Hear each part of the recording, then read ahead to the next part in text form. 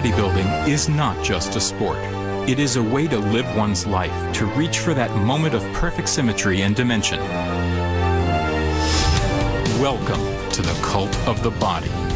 Bodybuilding is a tremendous thing when you realize that you have a hand, you have the power to create your body the way you want it.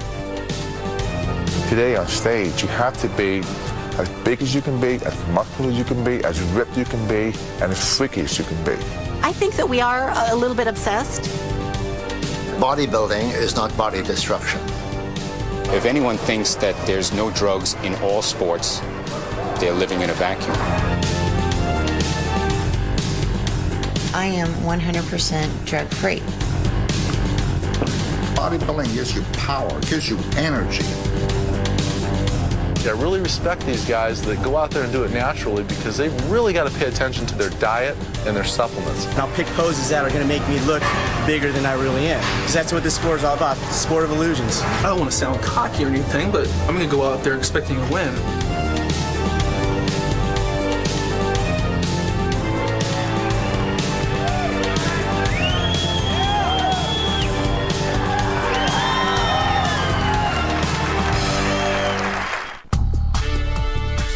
Each year, thousands of people from all over the world gather for the ultimate bodybuilding competition, Mr. and Ms. Olympia.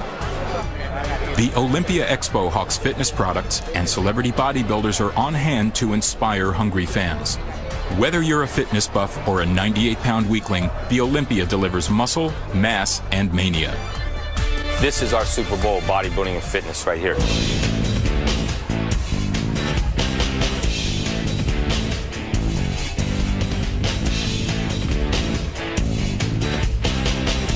You have to have strong willpower, you have to have strong determination, and you must love what you're doing more than almost anything in the world. With the pros, it's a whole nother ballgame because you're talking about working with the elite athletes in the world, the best. The guys you see at the Olympia are the top 13 or 14 elite athletes in the sport. And when you qualify for the Olympia, you enter the elite group. You have to feel great, and you have to let everybody see that you know you feel great and that you are great. Backstage at the Olympia, athletes pump blood into their muscles, tan and oil their bodies, all in preparation to show off the quality and size of their physiques.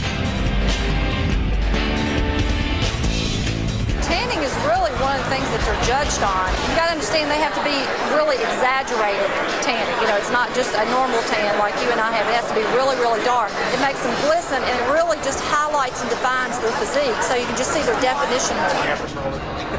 I'm the last person they see before they go up on stage, so it's very important that I make them look their best. They're presenting that total package, therefore I must make sure every body part is completely in view. If there's too much oil in one spot and not enough on another, it's going to take away from their symmetry. It could do nothing but mess up their body, so all that time, effort, money that they put into their contest could be completely axed. A panel of IFBB judges await the start of competition. We judge them for their muscularity, for the symmetry, and the proportions and the definition. There are 7 compulsory poses highlighting arms, legs, abdominals, and back. Each competitor tries to emphasize their strengths and hide their weaknesses. The size in itself won't make you win. The quality of the muscle itself won't make you win. It's a combination with symmetrical development. That's the key. Every part of your body has to be symmetrically developed to the other parts, and they all have to be at their top level. If somebody comes in with a huge, massive chest and massive biceps and shoulders, but they've got weak legs, they're gone. Symmetrical posing means you show the left and your right side of your body exactly the same way. Then we do a comparison where we put 2 or 3 fellows together. That's really where you can really get down to the nitty-gritty. Because everybody looks good by themselves. At this level, these guys are all champions. So when you see them by themselves, you're going to say, wow, this guy's great, this guy. You put them together next to each other, and that's where you decide who's first, who's second, who's third. What goes on in the pose down, it's a culmination of all 3 rounds, and it's the athletes trying to outdo one another. So if one guy does a pose, the other guy's saying, look, I can do it better, and he's trying to prove to the judges, I'm better than this guy. The pose down is where the bodybuilder's charisma and confidence shines through. It is a free-for-all, and the audience loves it.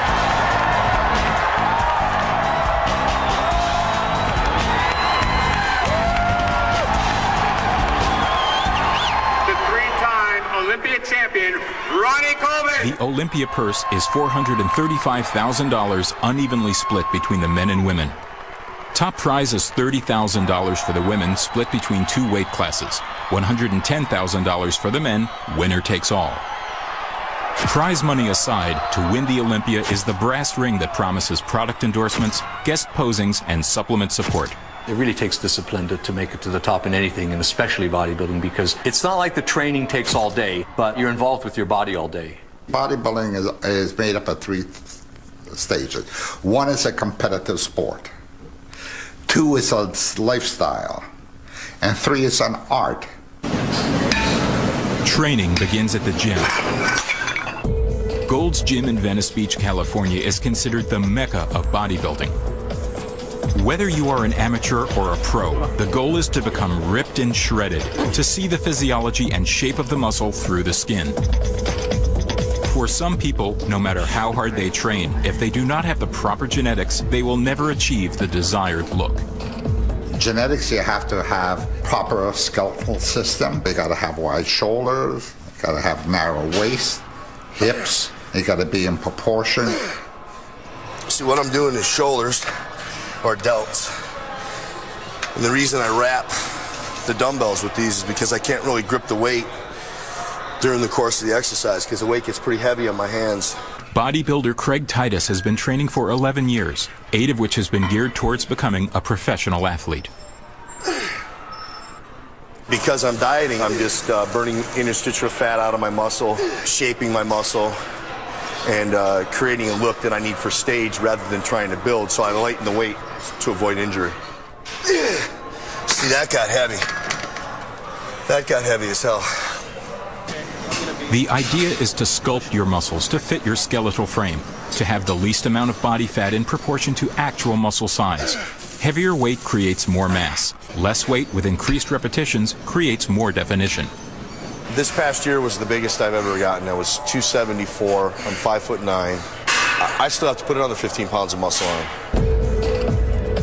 The amateurs, I mean, they're just so hungry because they want to get to where, like the Ronnie Colemans and the Flex Wheelers and the Chris Cormiers and the Nossers and all these, the guys that they're idolizing in the magazines. Amateur bodybuilder Travis Wojek trains alongside the pros. At age 20, he is just entering the sport on a competitive level as a natural bodybuilder. It's a tough thing coming into the bodybuilding world because everybody tells you what you should be doing. And coming in, especially as an amateur and as a beginner, you have to realize that everybody's an expert. Everybody's an expert on their own body, and you have to find what works good for you.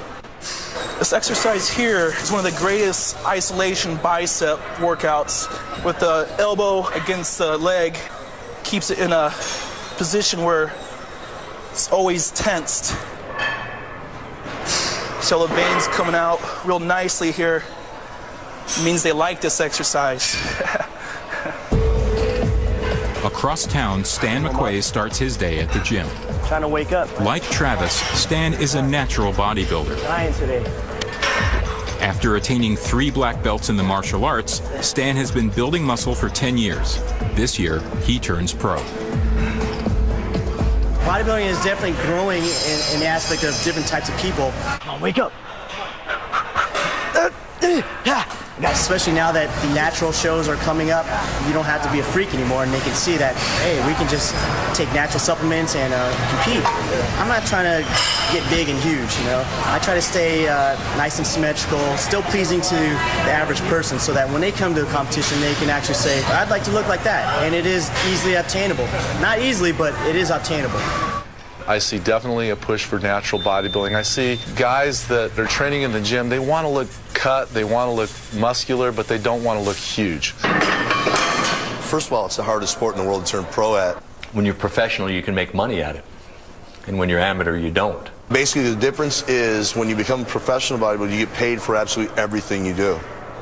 Photo shoots, magazine covers, endorsements, guest posing, seminars, guest speaking, and even your prize money. And in an amateur, you don't get paid prize money. In several weeks, Travis Wojek and Stan McQuay will be competing in the bodybuilding competition, Muscle Mania. Open to amateurs as well as professionals. Its distinction is that it is a natural bodybuilding contest. I qualified to become a pro back in May in New York, and I'm entering this competition as a pro. So it's going to be a little bit different, a little more pressure. Now there's money involved, so it's a lot more at stake here. Being involved in a sport, you always want to rise to the highest ranks as possible in that sport. That's why you're in it, to rise to the top, to be the best. If I can become a pro being natural without taking the drugs and being healthy and inspiring people to be healthy, just wait and see. If that is possible, I will do it. What is perfection? The classic sculpted Michelangelo's David, or the Farnese Hercules, the massive, more developed look? As the aesthetics of the body have changed, so have the physiques.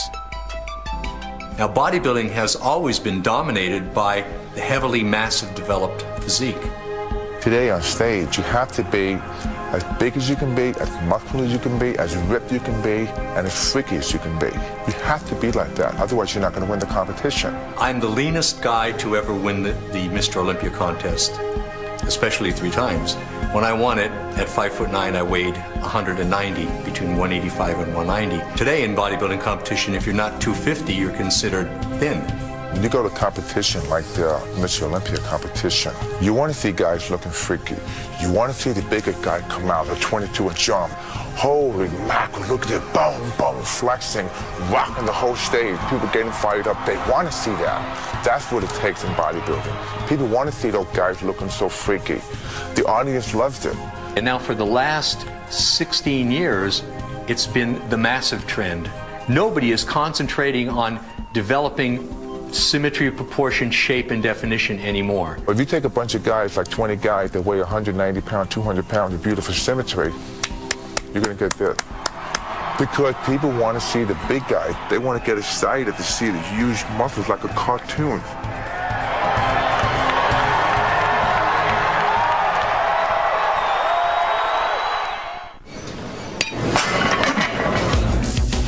Just as the physiques of the body have changed, so has the science of lifting weights. Early on, weightlifters and fitness enthusiasts utilized free weights, commonly called barbells and dumbbells. Machines were developed to replicate weightlifting exercises. They enable people to lift weight with more control and safety. A machine can isolate an individual muscle more completely through a full range of motion. With a free weight, there is room for error because of imperfect form, which can lead to injury. I got a lot of machines because I went through shoulder surgery, which was right after my last Mr. Olympia contest. I couldn't do certain exercises. And so with the machines, I can do them. See, actually, even this lightweight is feeling pretty good. Over time, as technology became more sophisticated, the design of the machines became more muscle-specific. Today, there is no one standard as to what works better to build muscularity, which is why bodybuilders use machines in combination with free weights. Bodybuilding has an interesting history. The start of bodybuilding began in the 1890s with Eugene Sandow, who, by the way, is the model for the Mr. Olympia trophy. He was one of the forerunners of developing the perfect body. He was more an all-around acrobat, strongman, and performing feats of strength.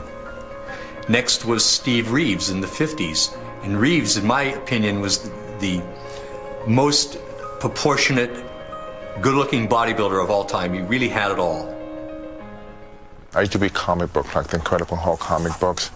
And then one day I discovered a muscle magazine, Muscle Power, and Dave Draper was on the cover. And I realized that bodybuilders did exist. So then I took it home and I learned about, you know, Mr. America, Mr. Universe, and then I got bitten by the iron bug. I started working out when I was 13. The old Charles Atlas thing. I wanted to get muscles. I was skinny, young, I wanted to attract some girls, and I started lifting weights. When I was a kid, I saw the Hercules movie with Steve Reeves. But when I saw that film when I was about 10 years old, I wanted to come home and lift weights. I wanted to look like Steve Reeves. We all need heroes. That's why I'm trying to build heroes, and Arnold, I knew, could be one of them.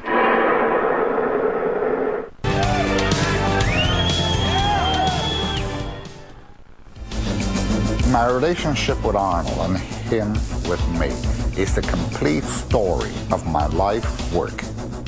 I saw pictures of him in Europe.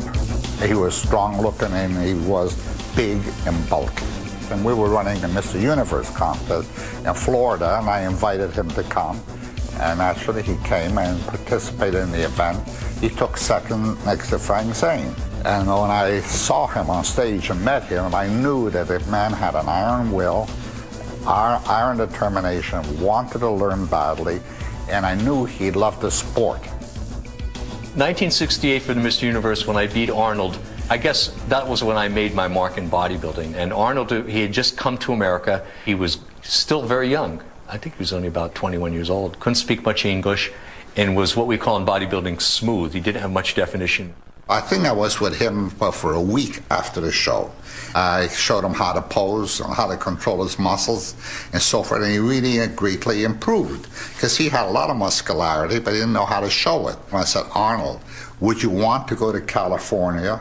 If I can send you to the old original Gold Gym where a lot of our champions were training, you would be among them all, and you would be able to pick up a lot of their training methods and ideas and so forth. And he said yes.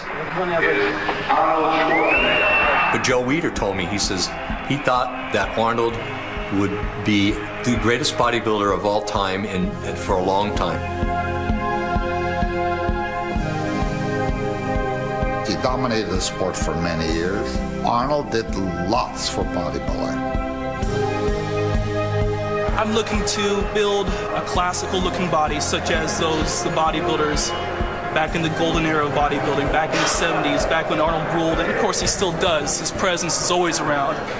Here in the gym, Gold's Venice, touching the same weights that he has touched, sends a bolt of electricity through your body. I pay $535 for this 350 square foot room, 2 blocks away from the beach, 10 minutes away from Gold's Gym Venice.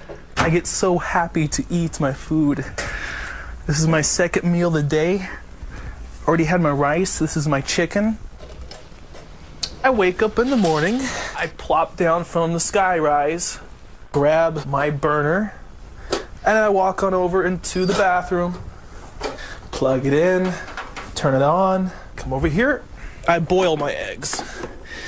I have 7 eggs, 2 whole eggs, and 5 egg whites. 3, 6, and 7.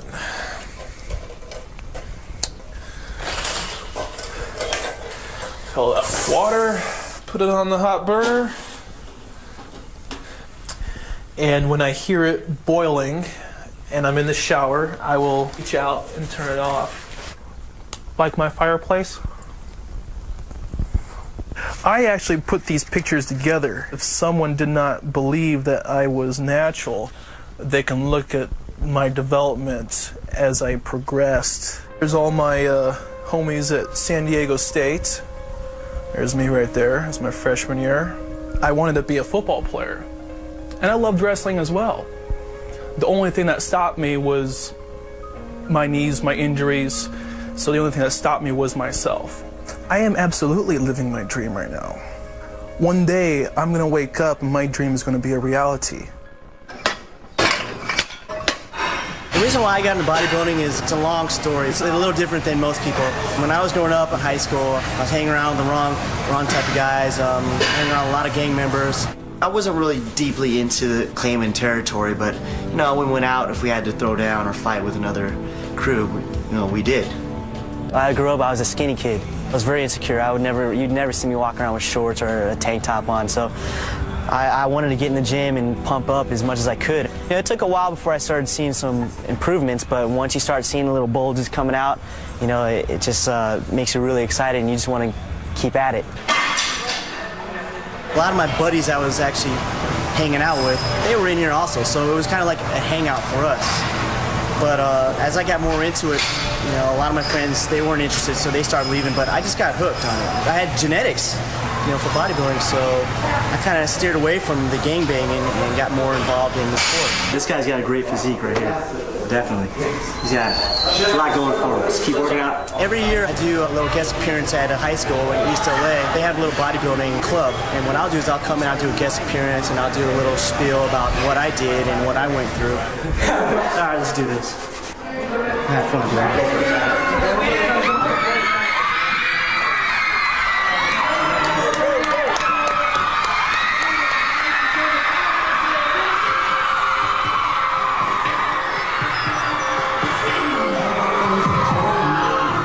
rippling muscles on male bodybuilders inspire admiration and attract a strong fan base. However, take that same aesthetic and put it on a woman's physique, and you have a different story.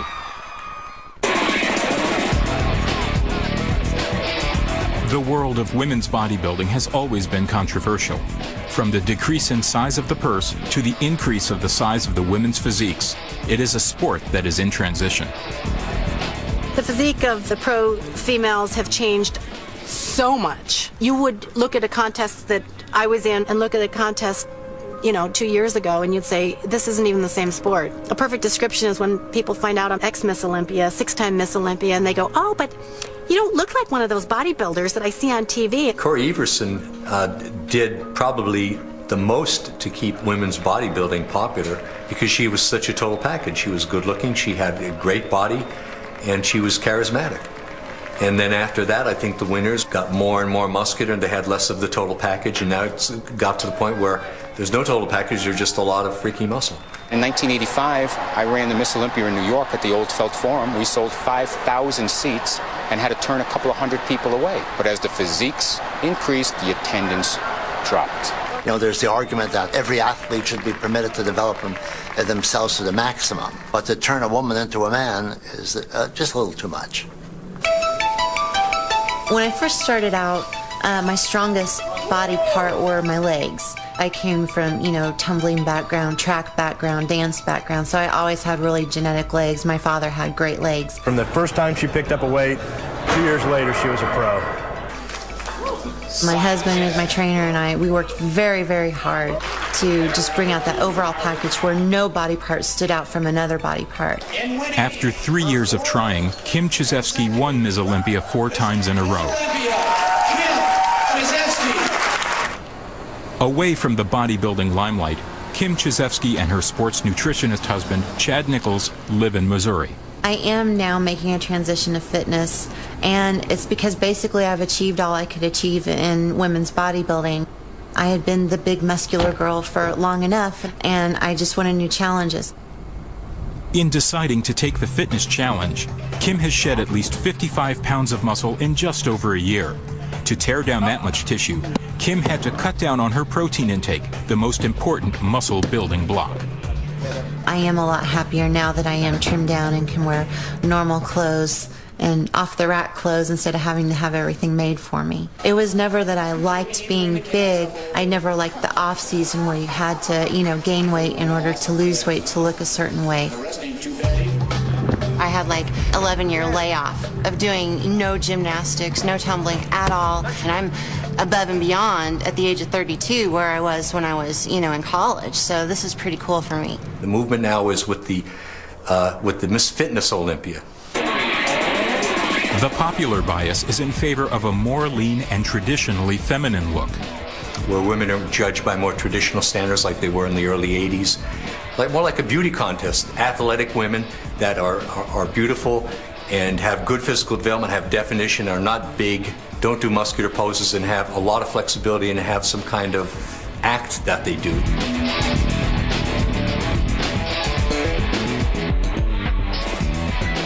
The prize money is up in the Miss Fitness Olympia compared to the Miss Olympia. That is what's marketable, and it seems to be what draws people in and what they want. I think there's a turnaround coming, and I think this last year was the year that's going to make this turnaround happen. I think the judges and the public and the Weider magazines, I think everybody is saying enough is enough. We are going back to what we had 10 years ago. Come on, Lisa. It's funny, looking back on it now and getting that big is like I wasn't looking in the mirror at myself, so I couldn't really see how big I was getting. But now looking back and I compare and I'll be like, Lord, I was huge. Professional bodybuilder Lisa Lewis has been referred to as an Amazon. At a height of 5 feet 10, during the off-season she weighed in at 205 pounds. In competition, her weight was 193 with 3% body fat. I'm 180 now. I like to come in competing at 160. The criteria is changing. They don't want the big girls anymore. They want us more defined, more detailed, simplifying our looks. I think the change is good and healthy for the sport, but I don't think that they're realizing that you can't tear the muscle down overnight. Today, bodybuilding is a billion-dollar fitness industry. Where did it all begin? The name Weider is synonymous with fitness and health. Right. Okay. So how to get people off the phone? Joe Weider is credited as the founder of the modern bodybuilding movement. I always enjoy it. You know, when you love something, you just love something. It grows on you. In 1940, along with his brother Ben, Joe created a self-published newsletter devoted to fitness, Your Physique. When I told my mother I was going to publish a magazine, I must have been around 17 or so, she thought I was crazy. She says, "You going to be a publisher?" But eventually, we got it all together. It was mimeographed in our own home and put together and brought to the newsstands to be sold. And I got renewals. Buddies subscribed, and I began to build up a little mail order list. And then we started to manufacture barbells and chest expanders and benches. So when I began to sell the barbells, I was making profit. So I took the profit from my magazines and the barbells, pooled it together, and published better and better magazines. Today it's called Muscle and Fitness. From humble beginnings in Montreal, Canada, their grassroots enterprise has mushroomed into a multi-million-dollar empire that provides fitness-related products to over 60 countries throughout the world. This is a billion-dollar industry. Most people don't really understand that. Today, the nutrition and supplement industry is thriving. Inspired by bodybuilders, the fitness craze has taken the public by storm. From protein powders to fat burners, vitamins and amino acids, the science of nutrition has become as important as the workout itself. When you get involved in bodybuilding, you want to compete, you learn so much about your body, about every muscle, food, calories, everything. Although it takes years to train, it is the last 4 months before competition that are the most extreme in terms of nutrition and sacrifice. This is when the dieting begins. Nowadays, people are smarter too with competing, where you don't starve yourself of everything. You have little bits of things that to maintain not having to go over the edge and binge. It's an incredible amount of work, and they have to get obsessed with themselves in order to do that. They are the masterpiece, so they have to be obsessed with themselves. Everything the bodybuilder ingests is taken into consideration for gaining muscle or losing fat. I'm going to go buy my food for the week since I'm preparing for the Muscle Mania. Gotta eat. The off season is basically trying to gain as much weight to get as big as you possibly can. So then when you start your pre-contest diet, basically you're dwindling down, trying to save as much muscle, but at the same time you're trying to take off as much fat as you possibly can.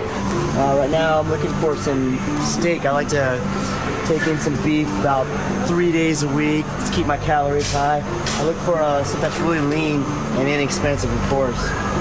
I usually go through about anywhere from 8 to 10 breasts a day. Broccoli, 3 pounds of broccoli. I go through this in about 3 to 4 days. I'm eating anywhere between 10 to 20 eggs per day. That's egg whites without the yolk. These guys pack on incredible amounts of muscle, and a lot of that is attributed to high-protein diet. Bodybuilders can eat in excess of 400 to 500 grams of protein daily. That is 6 times the normal intake. On top of that, to burn fat, they increase their metabolism by eating 6 to 8 meals a day. When you train, you're breaking down the muscle, and your body will strip amino acids from the muscle. So you've got to take a certain amount of protein to kind of counterbalance that. The hope is that you're taking enough protein in as you break down the muscle, that now the muscle is going to rebuild itself bigger. And so everybody that's coming in here day after day after day is breaking down muscle, trying to rebuild it so it's bigger and bigger. When I walk on stage, I will be polished and professional, and my physique will be absolutely complete because of my conditioning. I make sure that I'm absolutely as low in body fat as I can be before I walk on stage. Anybody can come in and train and lift weights and put on a lot of muscle. But when it comes to bodybuilding and showing what you've done that whole year, if you didn't get your diet down or your nutrition isn't perfect, whatever you've done will never show on stage because of the diet. It isn't right on the money. The diet is very expensive. Eating chicken and beef every day, it adds up. And if you don't have sponsors, it's very hard. Food alone is probably in the area of $600 to $800 a month. On top of that, all of your supplements, protein powders, your meal replacements, it's going to run you probably somewhere around $300 to $400 a month on top of all of your grocery bills. So it's not a cheap sport for sure. Supplements are very important to bodybuilding. Whether you're a professional bodybuilder or an amateur just starting out, A lot of the proteins and the nutritional products that are sold in bodybuilding stores, I mean, they're there for a reason, because they can actually supplement your diet cheaper and more effectively a lot of times than a meal can. When you work out day after day, there are 3 basic supplements that are the foundation of building muscle: protein, glutamine, and creatine. For instance, many of the protein powders contain 20 or 30 grams of protein per serving. Well, your typical chicken breast has between 20 and 25 grams of protein. An egg white only has 3 grams of protein. You have to eat 10 egg whites to get 30 grams of protein. Glutamine acts as a great muscle cell volumizer, and once again, I would definitely recommend it for people wanting to gain or lose.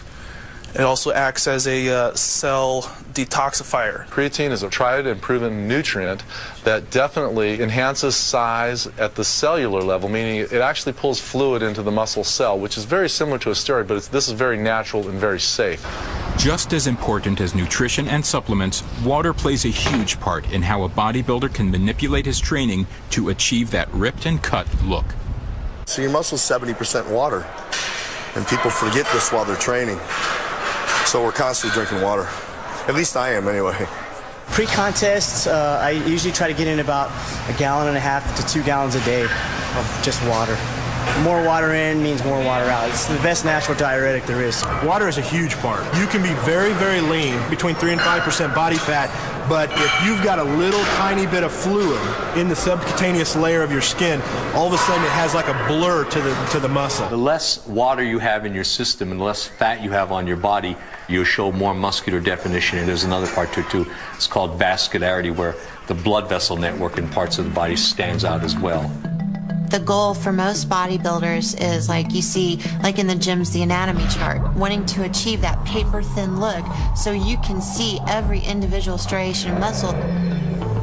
Basically, striations are when you flex, you see all the muscle fibers. I would say the last 24, 48 hours up until the show isn't the most healthy part of it, but it's a very short period of time. You go to extremes in preparing for competition, like water depletion and extreme low carbohydrate diets and getting very dehydrated. You're going to feel bad. A lot of guys will go 18 to 20 hours with no water whatsoever. What usually ends up happening is they're just drinking so much water, and then when they stop it, they just stop it. If you think you're in the worst shape of your life on stage, what's everybody else going to think? You have to feel good. You have to feel good about yourself, and you have to feel energy. The physical sacrifices that athletes choose to endure can eventually cause permanent damage to their internal organs. Why take the risk? But some bodybuilders take it too far. Because everyone wants to win. Everybody's looking for that little edge. And it's very difficult because if you're slightly off on the day of the competition, you're talking about a whole year's training down the toilet. They can make a difference from 4th place to 1st place. They would resort to anything, not bodybuilders, everybody, to get to be the best they could be. Anything to be the best? To win? The use of steroids in all sports is the dirty little secret that is not so secret anymore. What we do for a living is show off our muscle, and it's obvious what we're doing to get that way.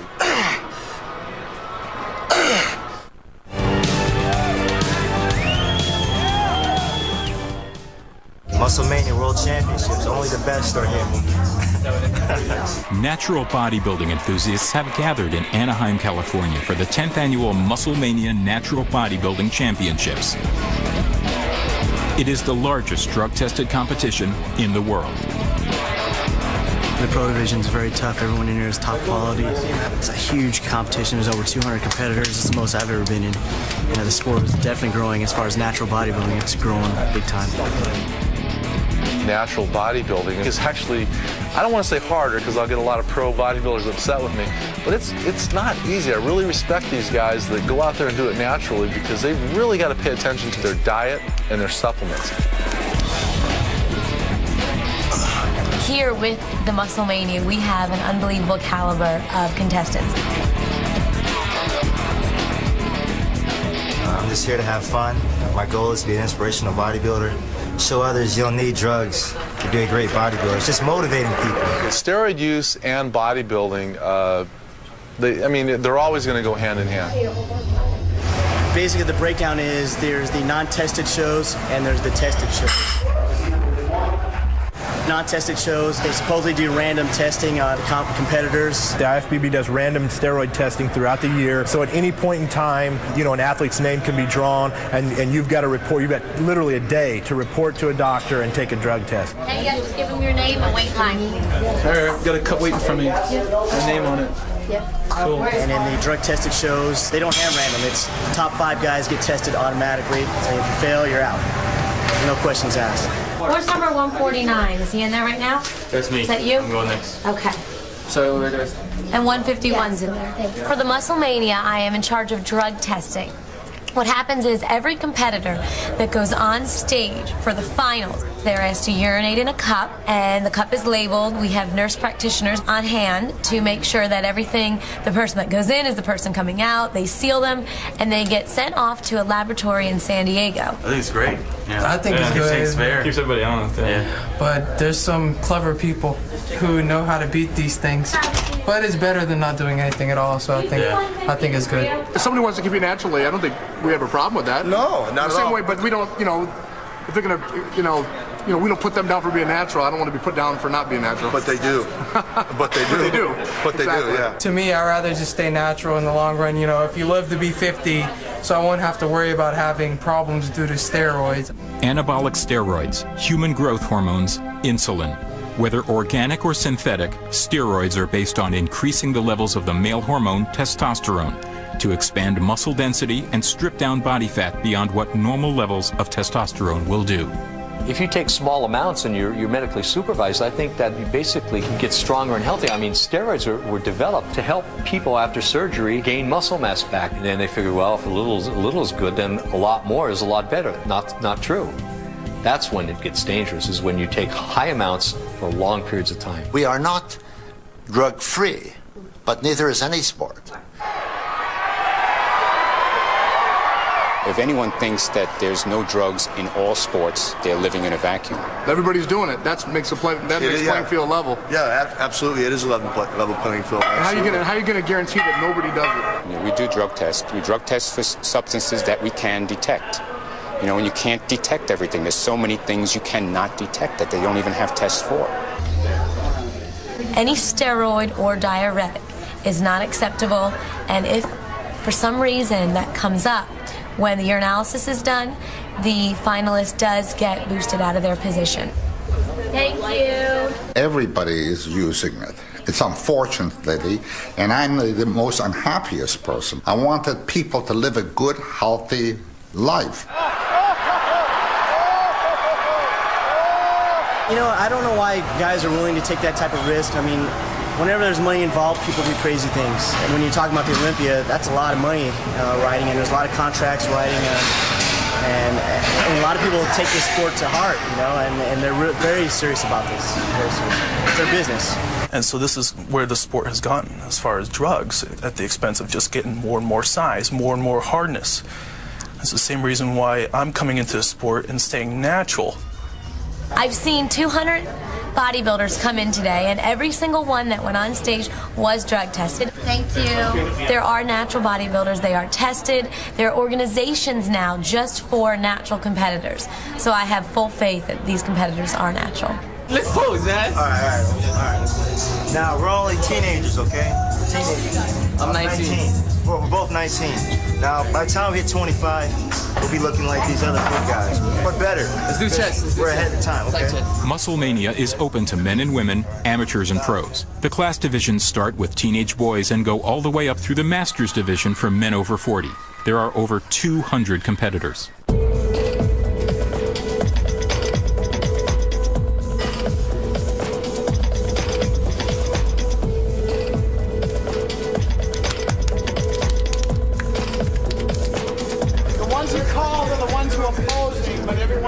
The camaraderie here is really good. Everyone helps each other. That's what's great about it. We're all friends. I don't want to sound cocky or anything, but, you know, at the same time, you got to be confident as well. So, I mean, I'm going to go out there expecting a win. This weekend, Stan and Travis are competing in their respective classes, professional and amateur junior division.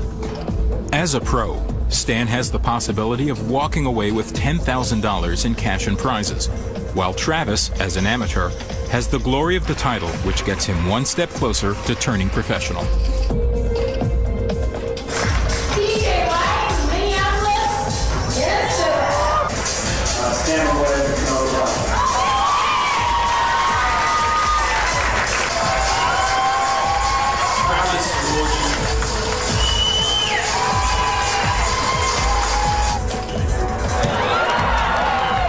Here's my biggest fear. You've got 40 guys in the show, and what they do is they line us up on the side of the stage, and there might be 1,000 people sitting in the audience looking at us in our underwear, basically. So you're standing there naked, in a line with 40 guys, and your worst fear is if they never call you out, because there's nothing worse than seeing some guy cry backstage, and I'm talking literally crying because he worked 16 weeks and never even got a call out. And I've seen it happen at the last shows I was in, and it's just never going to happen to me. I can guarantee you that.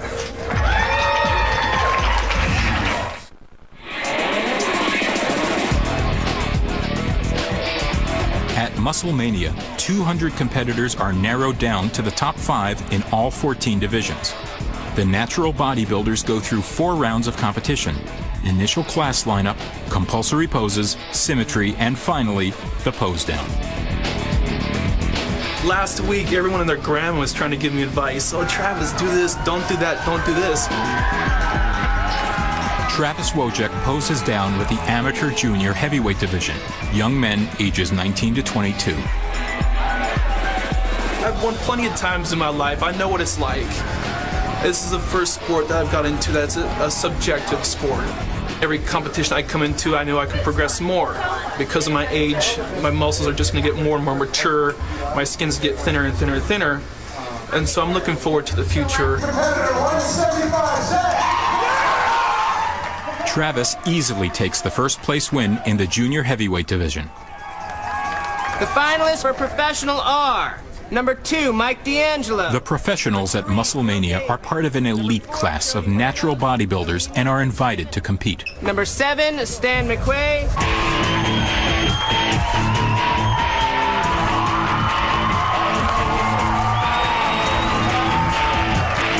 It's the hardest, most grueling thing when you're on stage. People don't realize how hard it is. I mean, to me, it is the hardest thing at all. I mean, coming in here and lifting the weights is easy. Doing the dieting is fairly hard. But when it comes time to get on stage and flex and blow all the air out for a good 15 minutes, oh, that's a workout.